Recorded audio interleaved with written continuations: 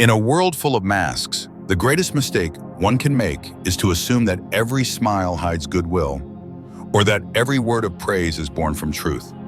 Life has always been a stage where some play the role of friends while holding daggers behind their backs.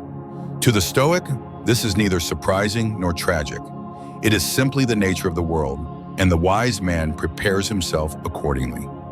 Marcus Aurelius once reminded himself, "When you wake up in the morning, tell yourself, the people I deal with today will be meddling, ungrateful, arrogant, dishonest, jealous, and surly.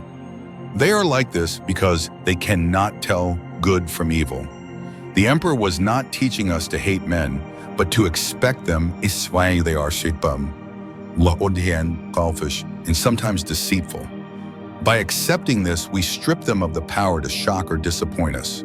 To trust blindly is to hand over your peace of mind as if it were a coin tossed into a stranger's hand. What fool would leave his fortune unguarded? Yet countless men and women do so daily, offering their secrets, their loyalty, and even their souls to people who have never proven worthy of such trust. And when betrayal comes, they wail as if struck by lightning. But should they not have expected the storm? The Stoic does not advise cynicism, but caution. Trust must be earned slowly, through consistency of action, not through words or charming appearances. A liar can rehearse kindness. An impostor can act as a saint, but only time reveals the true nature of a man. To survive among liars, one must practice patience. Do not rush to open your heart. Do not assume kinship too quickly. Observe. Judge not by the mask, but by the patterns that repeat themselves when the world is not watching. Yet the question arises, if we are to trust no one, should we live in isolation, suspecting all as enemies? The Stoic answer is balance. Do not be naive, but do not be paranoid. Do not expect loyalty where there is none, but neither poison your soul with constant suspicion. Remember that other people are outside your control. You cannot make them truthful. You cannot prevent their betrayals, but you can control your expectations.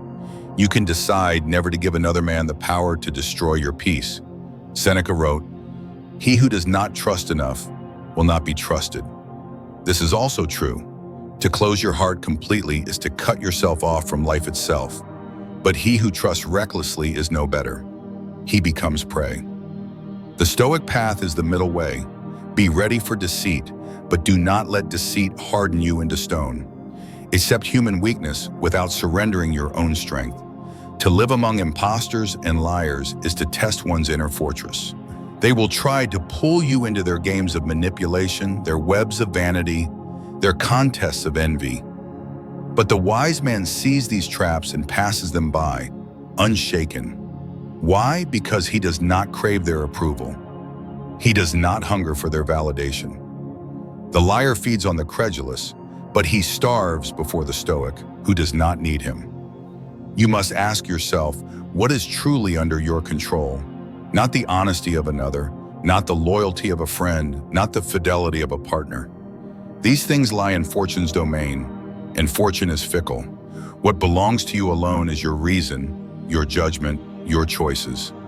Build them strong, and no traitor can wound you. The world may be full of liars, but if your soul is disciplined, their lies pass through you like wind through the trees. Therefore, do not waste your energy in endless lamentations about falsehood.